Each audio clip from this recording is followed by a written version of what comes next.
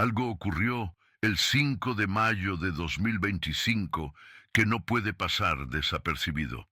Mientras el mundo sigue atrapado en conflictos, polarización ideológica, tensiones económicas y señales en la naturaleza, un gesto aparentemente ceremonial del Papa Francisco se convierte en el epicentro de interpretaciones proféticas, la apertura de la Puerta Santa en la Basílica de San Pablo extramuros.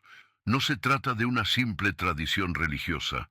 Es un acto cargado de simbolismo espiritual, escatológico y profundamente alineado con las advertencias celestiales de los últimos tiempos. El evento marcó el cierre del Jubileo de los Trabajadores y Empresarios dentro del Año Santo 2025, cuyo lema Peregrinos de la Esperanza resuena como eco de un llamado urgente del cielo. La elección de este día, este lugar y este grupo específico, los trabajadores y empresarios, no es casual. En el corazón de Roma se abrió una puerta que para muchos representa más que una entrada física. Es un portal espiritual que indica que el tiempo de la misericordia se está agotando y que la humanidad ha llegado al umbral de decisiones definitivas. Los videntes de distintas partes del mundo han hablado de un tiempo donde Dios mismo abriría puertas para los que aún trabajan en su viña, mientras otras se cerrarían para siempre. Y ahora, esta imagen cobra vida ante nuestros ojos. Francisco no eligió al azar a los protagonistas de esta jornada. El trabajador representa la dignidad humana en lucha constante por sobrevivir, por alimentar a su familia, por mantener su fe en medio del desgaste cotidiano. El empresario, por su parte, encarna la responsabilidad de construir, de guiar, de tomar decisiones que pueden afectar a miles. Ambos se convierten en símbolos proféticos de una humanidad en prueba. ¿Estamos usando nuestro esfuerzo para el bien común o solo para el beneficio personal?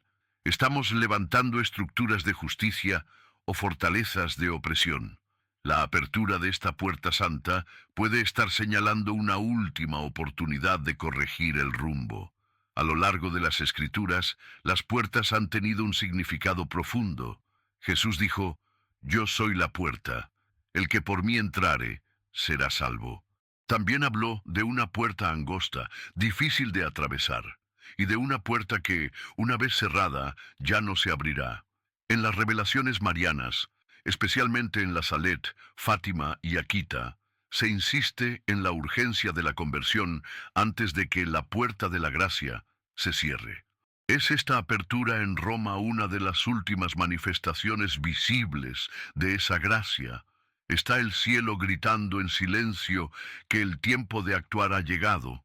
Este acto también ocurre bajo el telón de fondo de tensiones crecientes en la Iglesia. Mientras algunos ven en Francisco un reformador, otros lo perciben como la figura que marca el desenlace de una era.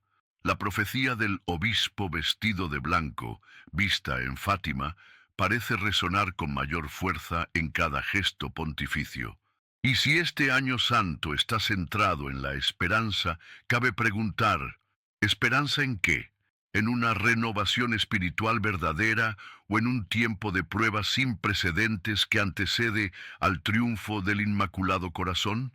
El simbolismo no termina allí. La Basílica de San Pablo extramuros es un lugar cargado de memoria apostólica y martirial.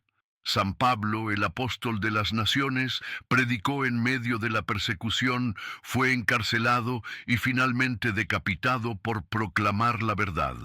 La elección de esta basílica como lugar del acto central del 5 de mayo puede indicar que el tiempo de hablar sin miedo ha llegado, que el Evangelio debe volver a ser proclamado con poder, incluso si eso cuesta la vida. Como Pablo, estamos llamados a combatir el buen combate, a conservar la fe y a esperar la corona de justicia. Pero antes, la humanidad será examinada. Muchos no se dan cuenta, pero esta apertura ocurre dentro de un calendario profético marcado por señales cósmicas, tensiones bélicas y un creciente clamor espiritual en todos los continentes. Desde terremotos hasta eclipses, desde el colapso de sistemas políticos hasta la pérdida de sentido moral, todo parece apuntar hacia un momento decisivo. Y mientras las multitudes cruzaban la Puerta Santa en Roma, buscando bendiciones, indulgencias y paz interior, en lo invisible se libra una batalla por las almas. Este jubileo, centrado en el mundo del trabajo, también toca un punto esencial de las advertencias marianas: el pecado estructural. Nuestra Señora ha denunciado, en múltiples apariciones, los sistemas de corrupción, explotación, tráfico humano, injusticia laboral y destrucción de la dignidad humana. No es significativo que, en este año clave, el Vaticano haya llamado precisamente a trabajadores y empresarios a ser los protagonistas del acto central del Año Santo. ¿No será esto una última llamada a purificar nuestras manos antes de que llegue el juicio? Y hay más. Algunos estudiosos de profecías han advertido que cuando la Puerta Santa se abre bajo un contexto de crisis mundial y decadencia moral, ese acto podría marcar el inicio de un ciclo nuevo, uno de purificación, prueba y revelación.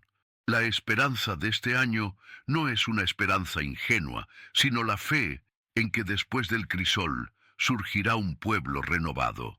Pero esa renovación pasa por el dolor, por la separación del trigo y la cizaña, por el desmoronamiento de falsas seguridades. En medio de todo esto, el Papa Francisco aparece como figura clave en este escenario profético. Algunos lo ven como el último pontífice antes de grandes tribulaciones. Otros lo perciben como el que prepara el camino para el pastor fiel prometido en las visiones. Sea como fuere, cada uno de sus gestos, como esta apertura del 5 de mayo, ya no puede ser visto solo como un acto litúrgico. Es una declaración espiritual de guerra o de gracia, un testimonio ante los hombres y ante el cielo. El hecho de que esta apertura se realice para cerrar un jubileo dedicado a aquellos que sostienen el mundo con su esfuerzo diario, también nos recuerda algo que Jesús dijo: el obrero merece su salario. Pero, ¿qué salario estamos esperando? ¿El reconocimiento humano o la aprobación divina? ¿Estamos preparados para cruzar la puerta y abrazar la cruz, o preferimos quedarnos en la comodidad de una religión sin compromiso? Porque el que cruza esta puerta con fe está, simbólicamente, abandonando el viejo mundo para entrar en la tierra prometida. Pero esa tierra será para los que resistieron hasta el fin. El 5 de mayo de 2025 pasará para muchos como una fecha ordinaria. Un lunes cualquiera, sin estridencias, sin titulares de impacto, sin conmociones aparentes. Y sin embargo, para los que observan los signos con los ojos del Espíritu, este día marca un hito silencioso, pero profundamente simbólico, dentro del camino espiritual de la humanidad. Aquel día, en medio de un mundo convulsionado por guerras, transformaciones tecnológicas, colapsos morales y debates ideológicos, se abrió la puerta santa da Basílica de San Pablo Extramuros en Roma. El acto fue presidido por el Papa Francisco como parte del calendario del jubileo de los trabajadores y empresarios, dentro del gran contexto del Año Santo 2025, cuyo lema es Peregrinos de la Esperanza. Esta apertura, aunque ignorada por los medios internacionales y relegada a una nota protocolar en los noticiarios católicos, tiene una fuerza espiritual que trasciende lo visible. No se trató simplemente de una ceremonia religiosa más. En la tradición católica, la apertura de una puerta santa no es un gesto simbólico vacío, sino una acción profética cargada de sentido. Representa el paso de un tiempo a otro, una transición entre etapas espirituales y una invitación directa del cielo a la conversión, la reconciliación y el perdón. En la historia reciente de la Iglesia, tales actos han estado rodeados de eventos proféticos, reformas e incluso crisis internas. Por eso, cuando una puerta santa se abre específicamente para los trabajadores y empresarios, dos pilares de la vida social y económica, la Iglesia está comunicando, incluso sin palabras, un mensaje urgente para el mundo. En el mensaje del Papa Francisco durante la apertura de esta puerta, se escuchó un llamado a renovar la dignidad del trabajo, a poner en el centro a la persona humana y a volver a un modelo económico que no excluya, que no destruya ni el alma ni la tierra. Pero más allá del discurso, hay una dimensión profética que se entrelaza con esta acción. En muchas apariciones marianas, desde Fátima hasta Akita, pasando por la Salet y Medjugorje, se ha insistido en que los tiempos del fin no llegarán con fuegos artificiales, sino con señales discretas, escondidas a los ojos del mundo, pero evidentes para quienes caminan en oración y vigilancia. El Año Santo 2025, proclamado bajo el signo de la esperanza, fue anunciado como un tiempo de gracia, pero también como un último respiro antes de grandes tribulaciones. Las revelaciones privadas, aceptadas y promovidas por diversos santos, místicos y visionarios aprobados por la Iglesia, advierten que antes de los días de oscuridad vendrá un tiempo de decisión. El hecho de que este año santo dedique fechas específicas a diversos sectores de la humanidad no es casualidad, sino parte de una pedagogía espiritual. Y el hecho de que los trabajadores y empresarios sean los protagonistas del mes de mayo no puede ser ignorado. Mayo es el mes mariano por excelencia. Es el mes en el que la Iglesia venera con más intensidad a la Virgen María como Madre de la Iglesia y Reina de la Paz. Es también un mes en el que han ocurrido grandes revelaciones marianas, como las apariciones en Fátima en 1917. Que la puerta santa para el mundo laboral se abra justo en este mes implica una conexión mística profunda. María, en sus múltiples mensajes, ha alertado sobre la corrupción del trabajo, la idolatría del dinero, el sufrimiento de los obreros y la injusticia en la distribución de la riqueza. Ha llamado al arrepentimiento de los poderosos y a la fidelidad de los humildes. Este día, el 5 de mayo, se inserta como una respuesta profética a todos esos llamados. Muchos esperaban signos más visibles del cielo: terremotos, colapsos financieros, apariciones sobrenaturales. Pero el modo de actuar de Dios no siempre responde a las expectativas humanas. A veces, el día más importante pasa desapercibido para la mayoría, como ocurrió en Belén o en el Gólgota. El 5 de mayo de 2025 es uno de esos días. Una puerta se abrió y con ella una nueva etapa espiritual comenzó. Quienes entren por esa puerta, no físicamente sino espiritualmente, serán parte de una generación llamada a construir sobre las ruinas, a sanar las heridas de una humanidad dividida, a proclamar esperanza donde solo hay cinismo. La importancia del trabajo como vía de santificación ha sido subrayada por papas como León XIII, Juan Pablo II y Benedicto XVI. En sus escritos, el trabajo no es solo un medio de subsistencia, sino una participación en la obra creadora de Dios. Pero en el mundo moderno, esa visión se ha desdibujado. El hombre ya no trabaja para servir, sino para competir. Ya no produce para sostener la vida, sino para dominar. Esta distorsión es una de las causas más profundas del malestar espiritual global. Por eso, que el Año Santo ofrezca un jubileo específico para los trabajadores y empresarios, con indulgencias plenarias y reflexiones éticas, es una forma de redención social.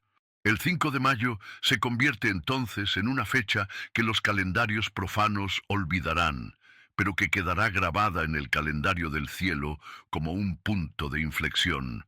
Es el día en que se les ofreció una puerta de retorno a quienes sostienen el mundo con el sudor de su frente y a quienes lo dirigen con sus decisiones económicas. Es el día en que se activó una llave espiritual para iniciar una nueva etapa de purificación, justicia y reparación. Pero solo los que están atentos al lenguaje del Espíritu podrán discernir su significado. Muchos se preguntan cuándo comenzará realmente la purificación anunciada por tantas profecías. La verdad es que ya ha comenzado, no con una catástrofe masiva, sino con un acto de misericordia silencioso. La apertura de la Puerta Santa no es el final, sino el inicio.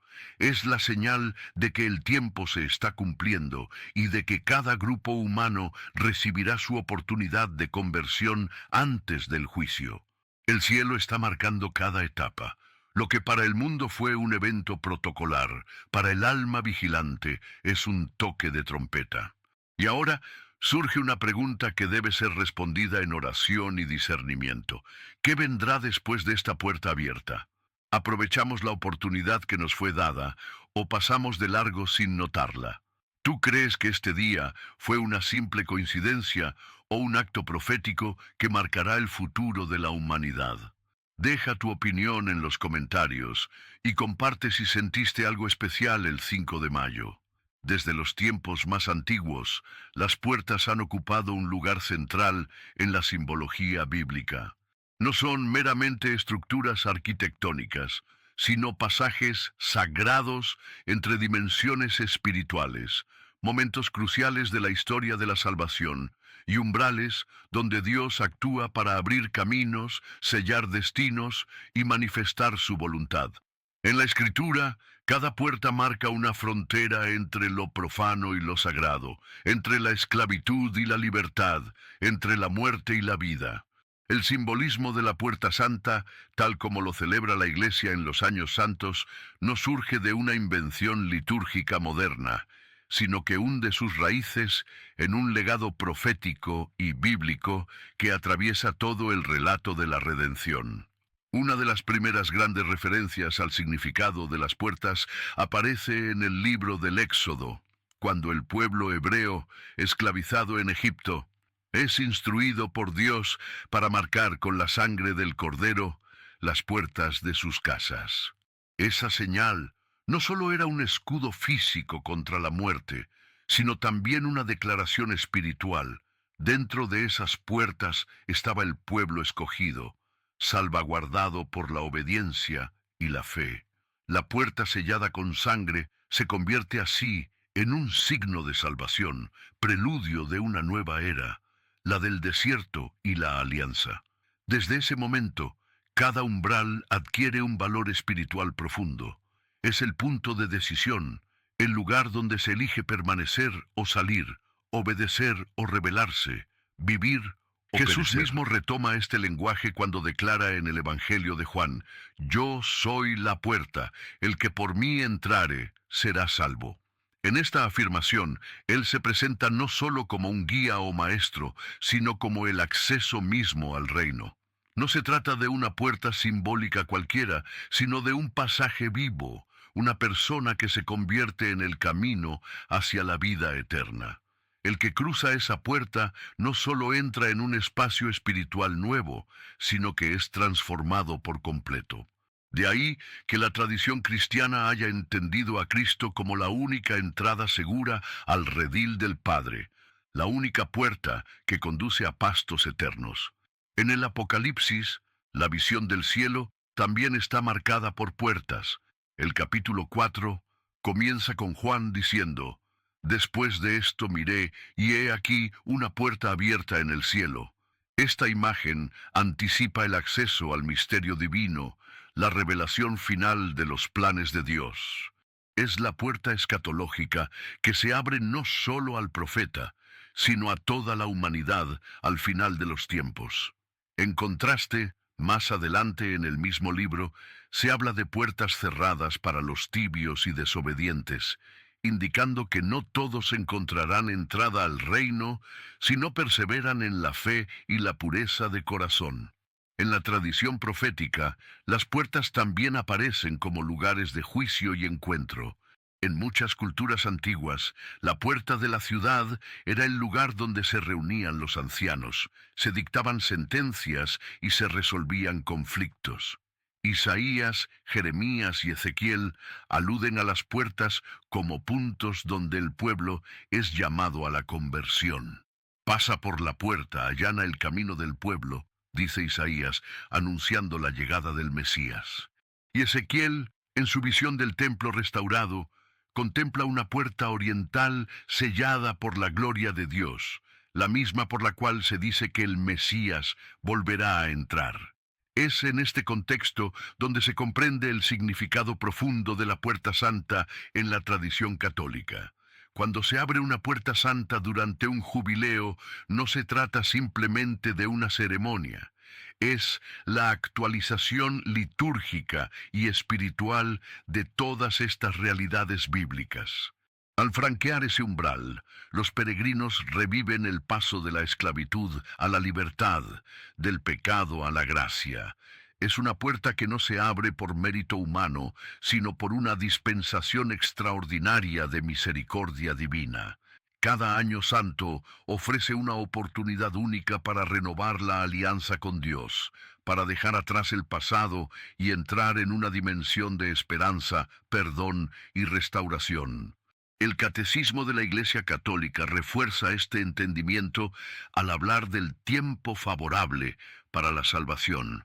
La apertura de la puerta santa representa ese kairos, ese tiempo especial en que los cielos se abren y la gracia se derrama en abundancia.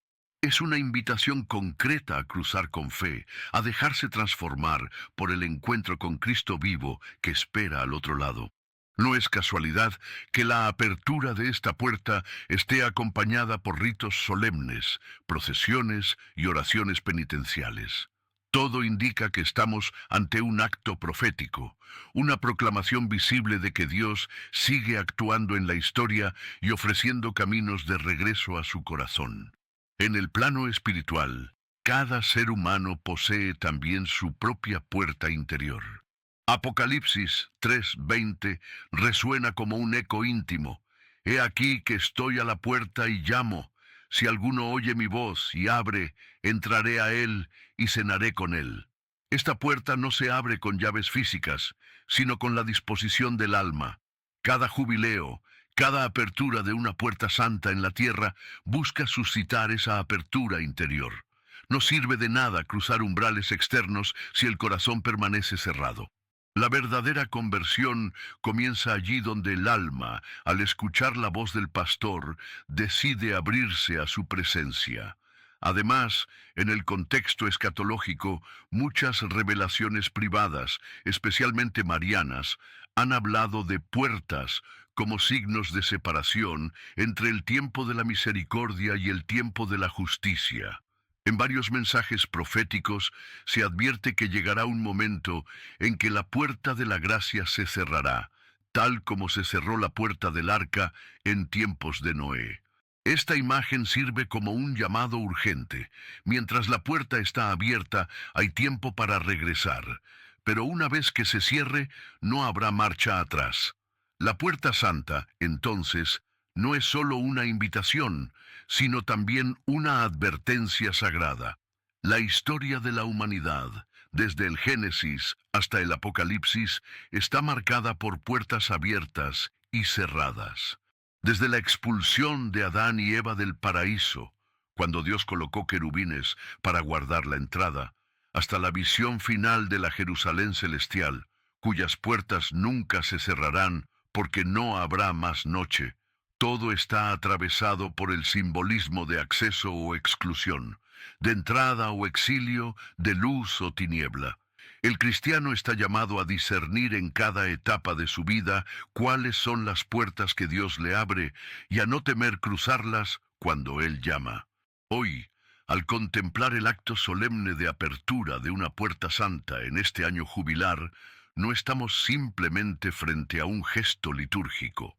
Estamos ante un acto de guerra espiritual, ante una ruptura en el tiempo lineal para introducirnos en el tiempo de Dios. Es el cielo abriendo un umbral para que el pueblo peregrino, aún cansado y herido, pueda atravesarlo y encontrar descanso, perdón y misión renovada. ¿Y tú? ¿Sientes que hay una puerta espiritual que el cielo está tocando en tu vida en este tiempo? Déjalo en los comentarios y comparte lo que el Espíritu te está mostrando. El Año Santo 2025, proclamado como el Jubileo de la Esperanza, ha puesto de relieve una figura que por siglos ha sido ignorada en el plano espiritual: el trabajador y el empresario.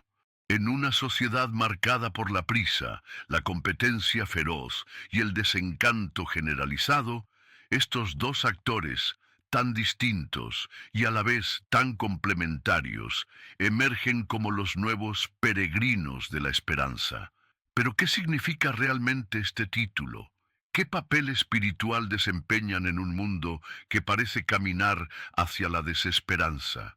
Este tema, ignorado por muchos, es en realidad uno de los más profundos llamados que el cielo ha emitido en nuestros tiempos. Ser un peregrino es más que caminar hacia un lugar sagrado. Es hacerlo con el alma dispuesta, el corazón despierto y los pies marcados por la fatiga de quien no se rinde. En esta clave, el obrero que se levanta cada día antes del amanecer para alimentar a su familia, y el empresario que asume riesgos con la intención de crear empleo y bienestar, se convierten en testigos silenciosos de una peregrinación espiritual. Ya no se trata solo de sobrevivir o de triunfar, sino de resistir con fe, construir con sentido y esperar con propósito. El trabajador representa el rostro oculto del sacrificio cotidiano.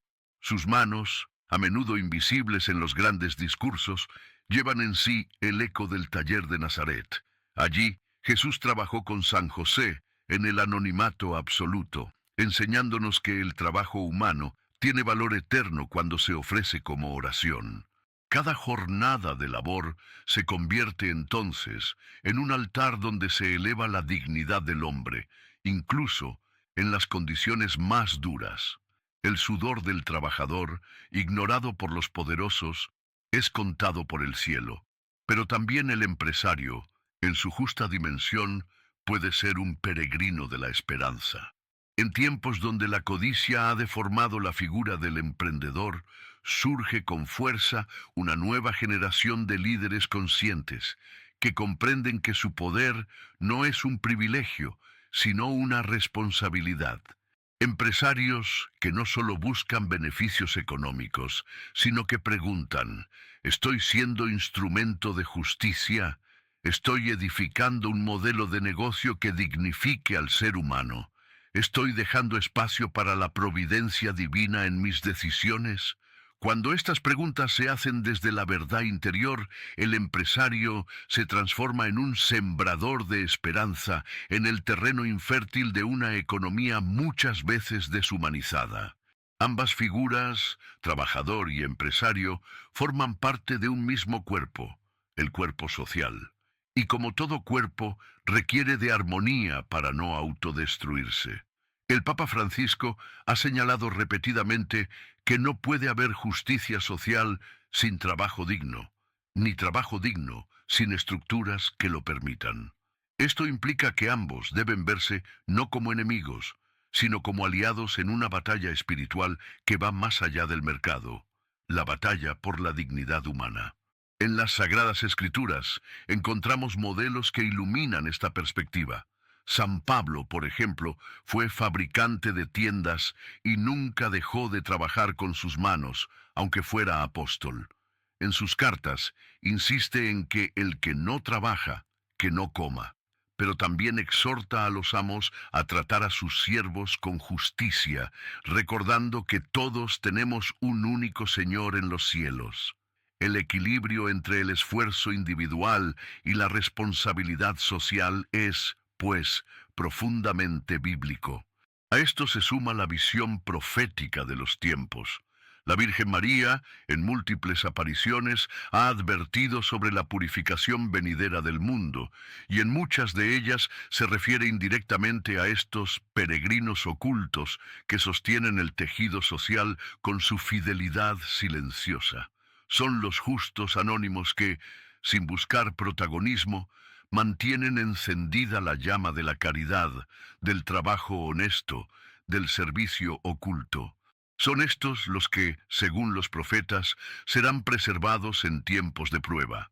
Además, los peregrinos de la esperanza no caminan solos.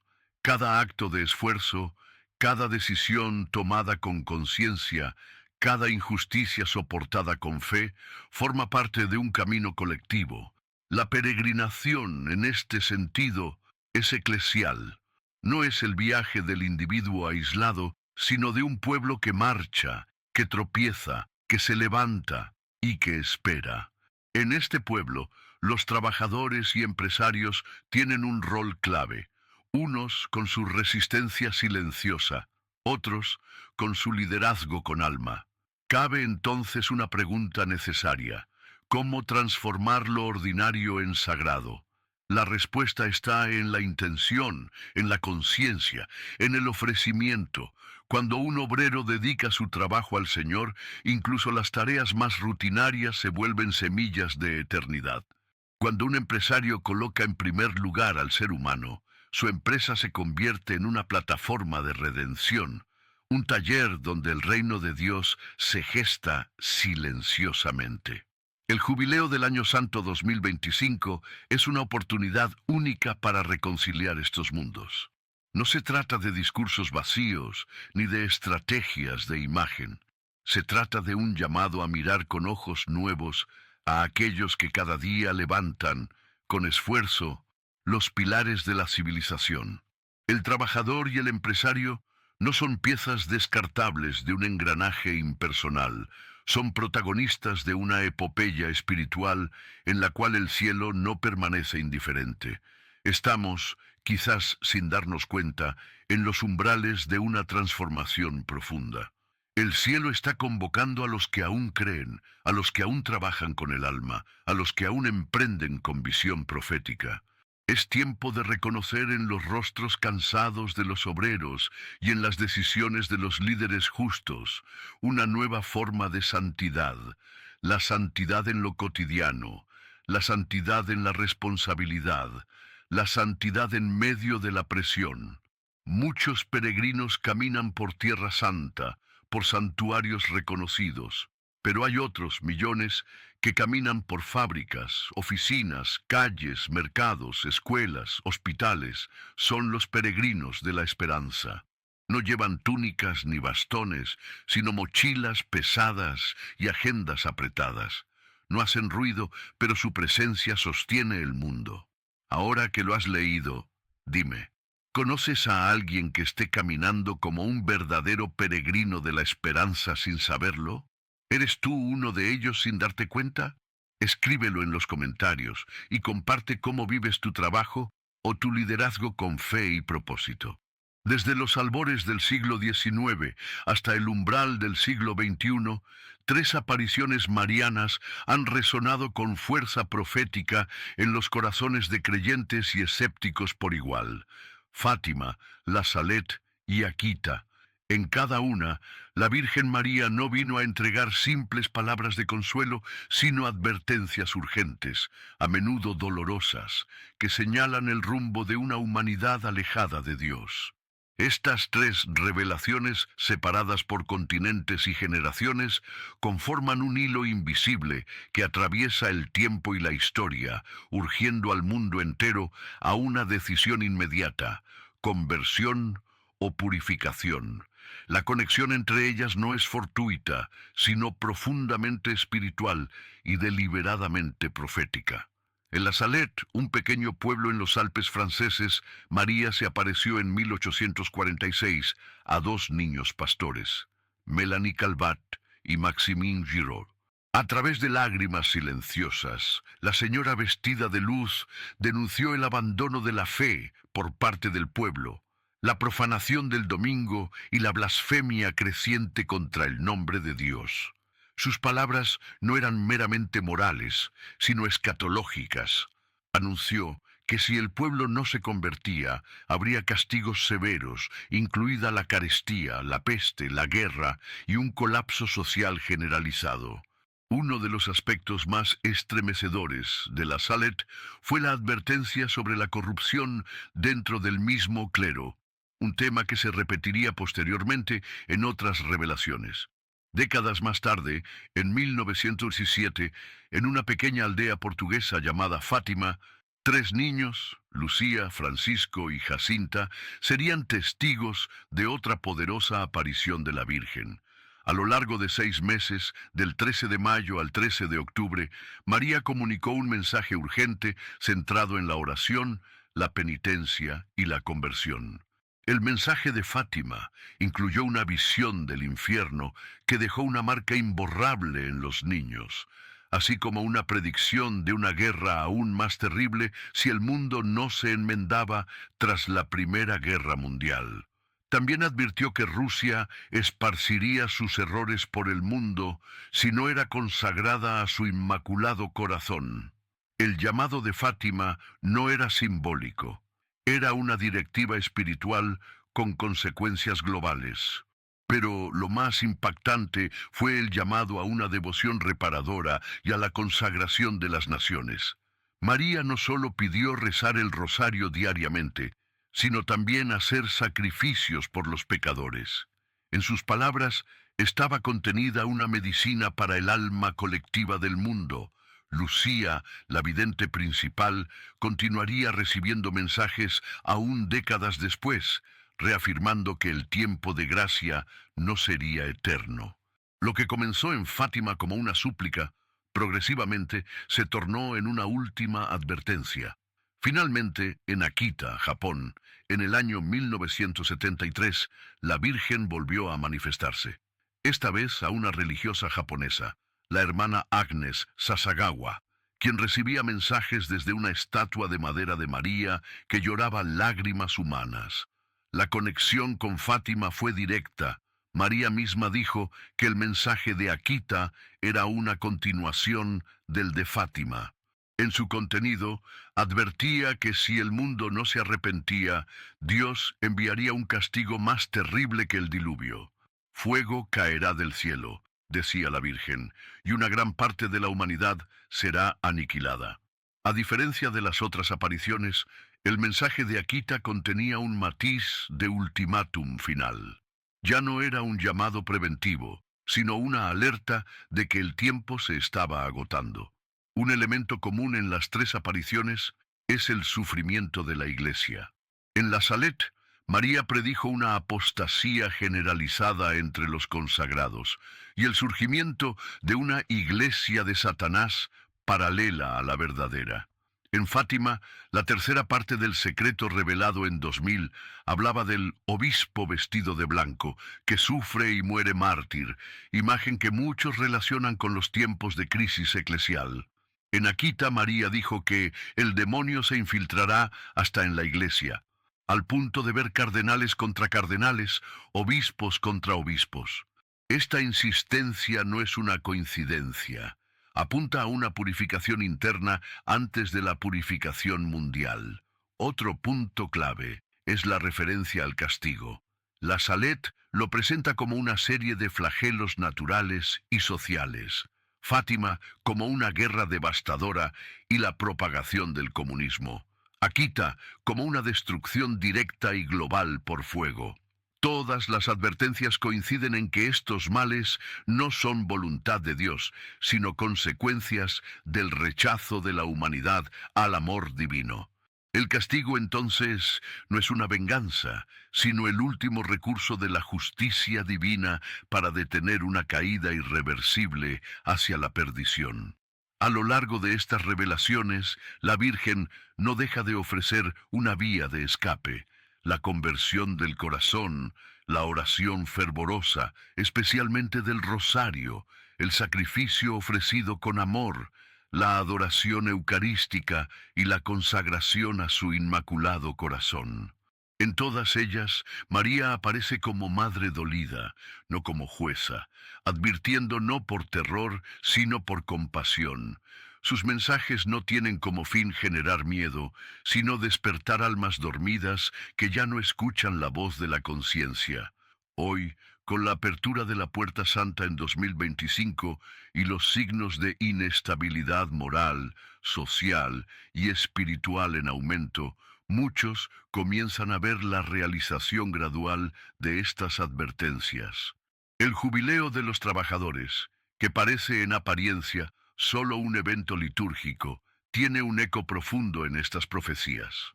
María siempre ha aparecido a los humildes, a los trabajadores, a los pequeños del mundo.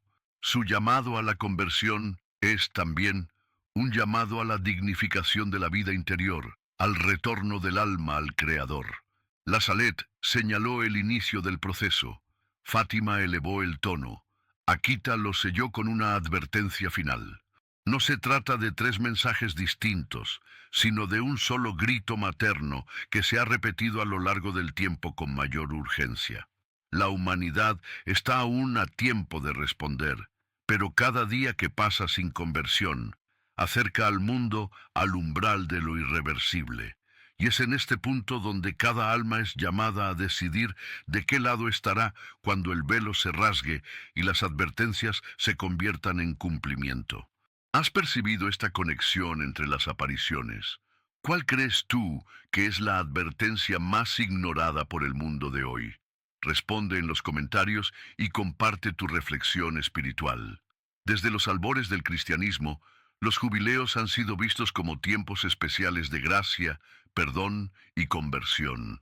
Instituidos en la tradición bíblica como un año de liberación y renovación, estos períodos sagrados han marcado momentos clave en la historia del pueblo de Dios. Sin embargo, en el contexto actual, muchos se preguntan si el jubileo del Año Santo 2025 podría ser el último antes de la irrupción definitiva del juicio. Esta interrogante no surge del vacío, sino del inquietante cúmulo de señales apocalípticas que han comenzado a manifestarse con una intensidad sin precedentes. Guerras incontrolables, eclipses que coinciden con fechas clave, terremotos devastadores y una apostasía creciente que carcome los fundamentos de la fe. La Escritura nos advierte que antes del retorno glorioso de Cristo, sobrevendrán dolores de parto a la humanidad, y esas contracciones ya se sienten con fuerza en el escenario mundial. Las guerras, profetizadas por Jesús en el discurso escatológico de Mateo 24, han dejado de ser conflictos aislados para convertirse en fuegos cruzados globales. La escalada militar entre potencias nucleares, los rumores de nuevas alianzas para la guerra y el colapso de tratados de paz sugieren que la humanidad camina peligrosamente hacia una confrontación total. En Ucrania, Oriente Medio, África y Asia, los conflictos no solo cobran vidas humanas, sino que remueven el equilibrio espiritual del mundo. Estas guerras, al igual que las del pasado, podrían parecer simplemente eventos geopolíticos, pero a la luz de la profecía, adquieren un carácter mucho más sombrío. Son las trompetas del Apocalipsis que resuenan sobre las naciones. A esto se suman los eclipses solares y lunares que, lejos de ser simples fenómenos astronómicos, han sido interpretados desde tiempos bíblicos como presagios divinos. El profeta Joel habló del sol que se oscurecerá y la luna que se tornará sangre antes del gran y terrible día del Señor. En los últimos años, una serie de eclipses lunares llamados tetradas han coincidido con fiestas judías importantes como la Pascua y el Sukkot, despertando la atención de estudiosos y creyentes. En 2024 y 2025, nuevos eclipses marcan el cielo en fechas que no parecen aleatorias, sino cuidadosamente dispuestas en el calendario profético. ¿Está el cielo hablando? ¿Están los astros dando señales a los que saben leer los tiempos? Pero no solo el firmamento emite señales. La tierra misma parece estremecerse bajo el peso del pecado. Terremotos de magnitudes históricas han azotado regiones enteras, destruyendo ciudades en cuestión de minutos. Jesús dijo que en los últimos tiempos habría terremotos en diferentes lugares. Y hoy vemos placas tectónicas activándose en zonas que llevaban siglos en aparente calma. Turquía, Siria, Chile, Japón, Indonesia. El mapa se tiñe de rojo con cada nuevo sismo. Además, estos movimientos no ocurren aislados, sino en paralelo con inundaciones, incendios forestales incontrolables, tormentas inéditas y una crisis climática que muchos consideran irreversible. ¿Podría todo esto ser parte de los juicios anunciados en el Apocalipsis? Son las catástrofes naturales, el eco del gemido de la creación, que espera con dolores de parto la redención final. Sin embargo, quizás el signo más alarmante no proviene del cielo ni de la tierra, sino del corazón humano, la apostasía. San Pablo advirtió en su carta a los tesalonicenses que antes del día del Señor vendrá la apostasía. Esta caída de la fe no es una simple crisis de valores, sino una rebelión espiritual profunda. Multitudes abandonan la verdad revelada, sustituyéndola por filosofías confusas, ideologías transhumanistas y una fe adulterada. Iglesias que antes defendían la moral evangélica se rinden ante la presión cultural, cambiando la doctrina por aprobación social. El relativismo ha invadido incluso los altares, y el nombre de Dios es usado como etiqueta vacía o excusa ideológica. ¿Es esta la gran apostasía de la que hablaron los santos y místicos? Estamos viendo cómo la fe verdadera es arrinconada por una religión sin cruz, sin arrepentimiento, sin redención. En este escenario de confusión y peligro, el jubileo se presenta como un paréntesis de misericordia, pero también podría ser una última oportunidad. Así como Noé construyó el arca antes del diluvio, este tiempo jubilar podría ser un llamado a entrar en el arca espiritual, la gracia de Dios, el arrepentimiento profundo, la conversión sincera. El Papa Francisco ha querido dedicar este jubileo especialmente a los trabajadores y empresarios, figuras clave en la transformación del mundo. Sin embargo, más allá del aspecto social, el llamado es profundamente espiritual. Despertar del letargo, volver a Dios, purificar el corazón. Si este fuera el último jubileo antes del juicio, ¿cómo deberíamos vivirlo? ¿Qué decisiones deberíamos tomar? Los santos han dicho que Dios nunca castiga sin antes advertir. Las advertencias están delante de nuestros ojos. El cielo habla, la tierra gime, las almas se enfrían. Las piezas del rompecabezas profético se están acomodando, y el reloj celestial avanza hacia la hora señalada. Este no es un mensaje de miedo, sino de urgencia. Un jubileo no es solo celebración, es preparación. Y quizás este sea el último llamado antes del cierre definitivo de la puerta de la misericordia, porque después del jubileo viene el juicio, y después del juicio, la eternidad. ¿Y tú qué piensas? ¿Crees que este podría ser el último jubileo antes del juicio final? ¿Has notado alguna de estas señales en tu entorno? Escríbelo en los comentarios y comparte cómo estás preparando tu corazón para lo que viene. Desde el inicio de su pontificado en 2013, el Papa Francisco ha sido una figura polarizadora, tanto dentro como fuera de la Iglesia. Para algunos, es un reformador que ha traído aire fresco al Vaticano. Para otros, es una señal de tiempos turbulentos que encajan con advertencias antiguas sobre los últimos días de la humanidad. Su elección como el primer papa jesuita, el primer de América Latina y el primero en elegir el nombre de Francisco, en referencia al pobre de Asís, ya fue vista por muchos como un acto profético. Pero ¿es posible que Francisco sea el último papa antes de una gran purificación? Su rol se encuentra anticipado en revelaciones privadas, visiones místicas o en las escrituras mismas. Uno de los textos que más ha sido vinculado a esta posibilidad es la profecía de San Malaquías, un arzobispo irlandés del siglo XII que habría profetizado una lista de 112 papas. Según esa lista, el papa número 112 sería el Pedro Romano, quien guiaría la Iglesia en medio de la gran tribulación hasta la destrucción de Roma.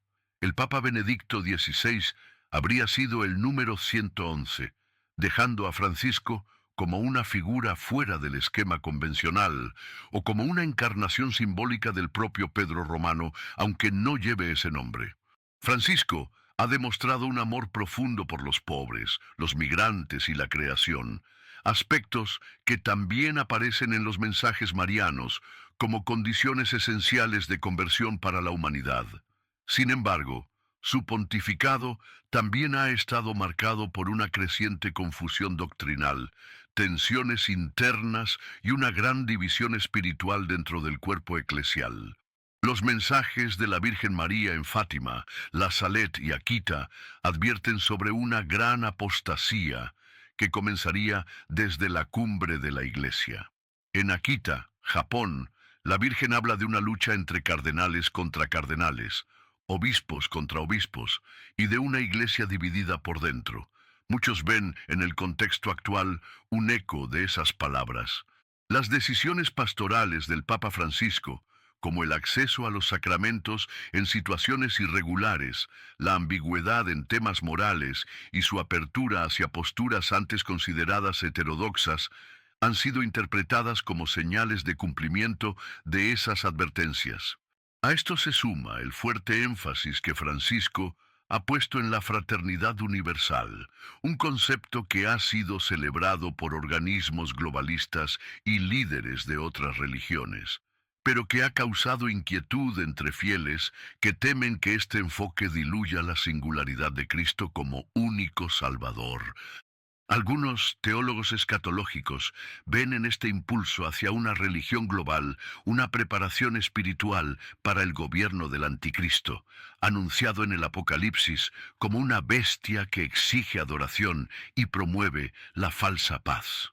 Otro factor inquietante es la cantidad de eventos geopolíticos, naturales y celestes que han ocurrido durante su pontificado. Desde el aumento de guerras y pandemias, hasta señales astronómicas como eclipses, alineaciones y el llamado Gran Signo en los cielos de 2017, que muchos vincularon con Apocalipsis 12, se ha generado un clima de urgencia espiritual. Francisco ha sido testigo del derrumbe moral de Occidente, del endurecimiento de los corazones frente a Dios, y de una ola de apostasía que ya no es silenciosa, sino orgullosa y pública. En este contexto, su figura parece encajar dentro de un plan más amplio de purificación anunciado desde hace décadas por el cielo. En su mensaje con motivo del jubileo del 2025, titulado Peregrinos de la Esperanza, el Papa hace un llamado a renovar la fe y volver al Evangelio. Sin embargo, este llamado no ha evitado la fractura interna que muchos viven, una iglesia aparentemente dividida entre los que claman por fidelidad a la tradición y los que aplauden una apertura sin precedentes. La posibilidad de que Francisco esté cumpliendo un rol profético no significa necesariamente condena, sino quizás misión: ser el pastor del último rebaño antes del gran examen espiritual. Su nombre, Francisco, remite también a la visión de San Francisco de Asís, quien vio al Papa huyendo de Roma mientras la Iglesia era atacada, una imagen que muchos han asociado con el posible futuro inmediato del pontífice actual. Algunos videntes y místicos contemporáneos, como el padre Stefano Gobbi, han recibido locuciones interiores en las que se menciona la necesidad de orar por el Papa, porque será muy atacado y tendrá que sufrir mucho. En los mensajes del movimiento sacerdotal mariano se habla de un Papa fiel que será abandonado por muchos, pero permanecerá firme hasta el final. Aunque no se mencionan nombres, para muchos católicos en discernimiento. Estas palabras resuenan con el perfil de Francisco, especialmente por las incomprensiones que ha suscitado incluso entre prelados cercanos. En paralelo, surgen voces que anuncian que después de Francisco podría venir un tiempo aún más oscuro, o al contrario, una restauración gloriosa. Algunos sostienen que su pontificado marca el último tramo del camino hacia el triunfo del Inmaculado Corazón de María, tal como lo prometió en Fátima. Otros, más escépticos, creen que él es un puente hacia una purificación total que pasará por el dolor, la confusión y el colapso de estructuras eclesiásticas. Lo cierto es que el Papa Francisco no ha dejado a nadie indiferente y su figura, con sus luces y sombras, parece haber sido colocada en este preciso momento de la historia como un signo de contradicción. Ahora la gran pregunta permanece: ¿estamos presenciando el pontificado del último Papa antes de la manifestación de los juicios divinos? ¿Es Francisco el último eslabón visible antes del cumplimiento total de las profecías marianas y apocalípticas? Los próximos acontecimientos, tanto en el cielo como en la tierra, podrían dar más claridad a esta pregunta que hoy divide, sacude y provoca a los creyentes de todo el mundo. ¿Tú qué piensas? ¿Crees que Francisco está cumpliendo un rol profético único o que vendrá otro papa con un papel aún más decisivo en el tiempo del fin? Escribe tu opinión en los comentarios. Desde el inicio de su pontificado en 2013, el Papa Francisco ha sido una figura polarizadora, tanto dentro como fuera de la Iglesia. Para algunos, es un reformador que ha traído aire fresco al Vaticano. Para otros, es una señal de tiempos turbulentos que encajan con advertencias antiguas sobre los últimos días de la humanidad. Su elección como el primer papa jesuita, el primer de América Latina y el primero en elegir el nombre de Francisco, en referencia al pobre de Asís, ya fue vista por muchos como un acto profético. Pero ¿es posible que Francisco sea el último papa antes de una gran purificación? Su rol se encuentra anticipado en revelaciones privadas, visiones místicas o en las escrituras mismas. Uno de los textos que más ha sido vinculado a esta posibilidad es la profecía de San Malaquías, un arzobispo irlandés del siglo XII que habría profetizado una lista de 112 papas. Según esa lista, el papa número 112 sería el Pedro Romano, quien guiaría la Iglesia en medio de la gran tribulación hasta la destrucción de Roma. El Papa Benedicto XVI habría sido el número 111, dejando a Francisco como una figura fuera del esquema convencional, o como una encarnación simbólica del propio Pedro Romano, aunque no lleve ese nombre. Francisco ha demostrado un amor profundo por los pobres, los migrantes y la creación, aspectos que también aparecen en los mensajes marianos como condiciones esenciales de conversión para la humanidad. Sin embargo, su pontificado también ha estado marcado por una creciente confusión doctrinal, tensiones internas y una gran división espiritual dentro del cuerpo eclesial. Los mensajes de la Virgen María en Fátima, La Salette y Akita advierten sobre una gran apostasía que comenzaría desde la cumbre de la Iglesia. En Akita, Japón, la Virgen habla de una lucha entre cardenales contra cardenales, obispos contra obispos, y de una Iglesia dividida por dentro. Muchos ven en el contexto actual un eco de esas palabras. Las decisiones pastorales del Papa Francisco, como el acceso a los sacramentos en situaciones irregulares, la ambigüedad en temas morales y su apertura hacia posturas antes consideradas heterodoxas, han sido interpretadas como señales de cumplimiento de esas advertencias. A esto se suma el fuerte énfasis que Francisco ha puesto en la fraternidad universal, un concepto que ha sido celebrado por organismos globalistas y líderes de otras religiones, pero que ha causado inquietud entre fieles que temen que este enfoque diluya la singularidad de Cristo como único Salvador.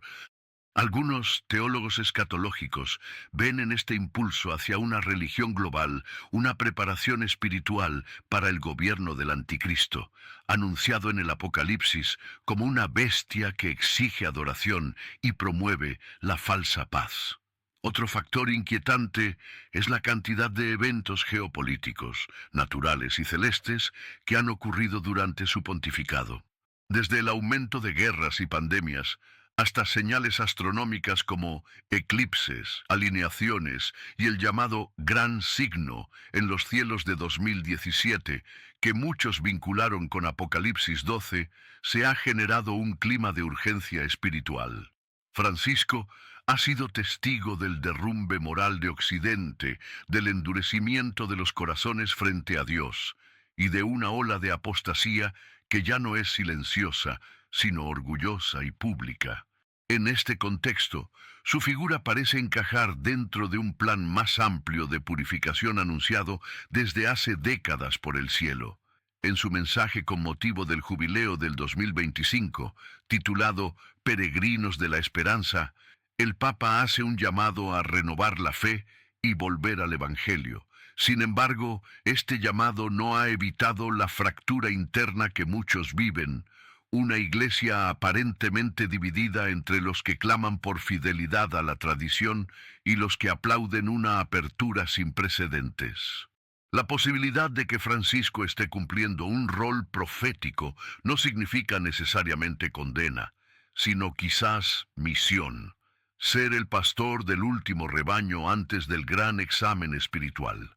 Su nombre, Francisco, remite también a la visión de San Francisco de Asís, quien vio al Papa huyendo de Roma mientras la Iglesia era atacada, una imagen que muchos han asociado con el posible futuro inmediato del pontífice actual.